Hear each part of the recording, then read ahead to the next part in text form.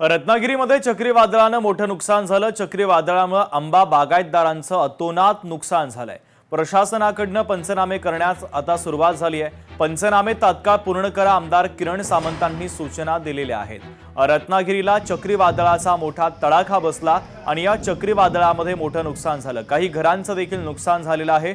त्यामुळे आता तातडीनं नुकसान भरपाई द्यावी अशी मागणी येथील नागरिकांनी केलेली आहे। तर शेती पिकांचं, फळबागांचं देखील मोठं नुकसान झाल्यानं बागायतदार अडचणीमध्ये आलेले आहेत।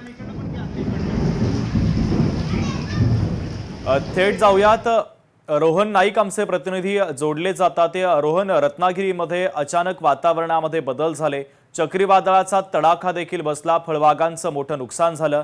आंबा पिकाला आधीच फटका बसलेला होता आणि त्यामध्ये आता अनेक घरांचं सुद्धा नुकसान झालेलं आहे। सध्या पंचनाम्यांना सुरुवात केलेली आहे। तातडीनं नुकसान भरपाई मिळावी अशी नागरिकांची मागणी देखील आहे। या सगळ्या बातमीच्या संदर्भात अधिकचे अपडेट नेमके काय आहे? नक्कीच शुभम, मागील 3 ते 4 दिवस सिंधुदुर्ग आणि रत्नागिरीमध्ये अवकाळी पाऊस होतोय। प्रामुख्याने दुपारच्या सत्र म्हणजे 4च्या दरम्यान जो पाऊस सुरू होतो तो रात्री 9 वाजेपर्यंत हा अवकाळी पाऊस असतो आणि मेघगर्जनेसह पाऊस होतोय हा।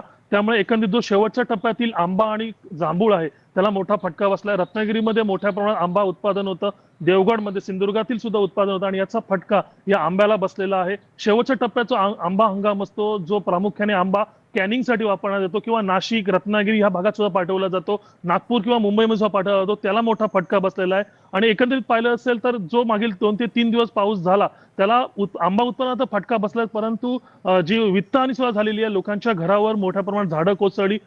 जो वादळ झालं रत्नागिरीमध्ये आणि सिंधुदुर्गमध्ये खारेपाटण असेल, राजापूर असेल रत्नागिरीतल्या किंवा चिपळूण या भागात वगैरे मोठं वादळ झालं आणि याचा फटका बसला। घरांचं मोठं नुकसान झालं, शेतीचं मोठं नुकसान झालेलं आहे। त्यानंतर दोन्ही जिल्ह्यांच्या पालकमंत्री म्हणजे उदय सामंत असतील रत्नागिरीचे आणि सिंधुदुर्गचे नितेश राणे पालकमंत्री असतील, यांनी आता पंचनाम्याच्या माहिती दिलेली आहे, पंचनामा तत्काळ करण्याचे आदेश दिलेले आहेत। त्यानुसार काल खारेपाटणमध्ये सुद्धा जे पंचायत समिती अध्यक्ष असतील किंवा जिल्हा परिषद अध्यक्ष असतील, रत्नागिरीमध्ये सुद्धा त्यांनी याची पाहणी केलेली आहे आणि या संदर्भात आता पंचनामे सुरू झालेले आहेत। शुभम, अगदी रोहन, अत्यंत महत्त्वाचे अपडेट या बातमीच्या संदर्भातले पोहोचवलेले आहेत। तुर्तास धन्यवाद। लोकशाही मराठी ऐका, पहा, जागरूक रहा।